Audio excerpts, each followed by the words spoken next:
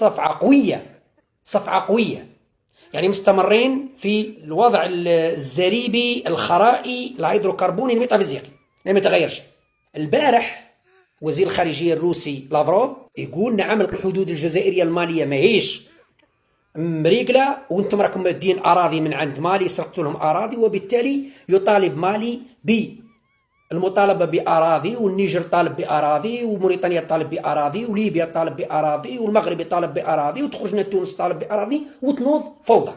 من الذي استفز الدب الروسي النائم؟ الدب الروسي اللي كان خاطينا، رايحين ننقذوا فيه، رايحين نوضوا فيه. الخطأ الذي ارتكبته الدولة الجزائرية بعد حرب روسيا أوكرانيا وإمداد أوروبا عبر إيطاليا وإسبانيا بكميات كبيرة من الغاز الطبيعي تعويضا لخسارة أوروبا من غاز روسيا، أغضب روسيا. لافروف مع بوتين زعفوا كي شافوا الجزائر أنها وقفت مع أوروبا، وقفت مع أوكرانيا ضد روسيا بطريقة غبية. يفعل الجاهل بنفسه ما لا يفعل العدو بعدو. روسيا داخلة في حرب مع أوروبا، الاتحاد الأوروبي اللي ساند في أوكرانيا، قطعوا عليهم الغاز. أنت تروح تمد لهم الغاز تعوض النقص اللي تسببت فيه روسيا. هذا خطأ استراتيجي. روسيا ما تكلموش، قال انتم حبيتوا شغل السكارة فينا تزيدوا لأوروبا، اوكي. من هذاك الوقت العلاقات الجزائرية الروسية أصبحت فاترة، بردت. العلاقات الجزائرية الروسية والجزائرية الصينية انسى، راحت.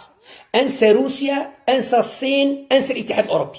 ربي يعوضنا في روسيا والصين والاتحاد الأوروبي وحتى أمريكا إلى ما بعد تبون.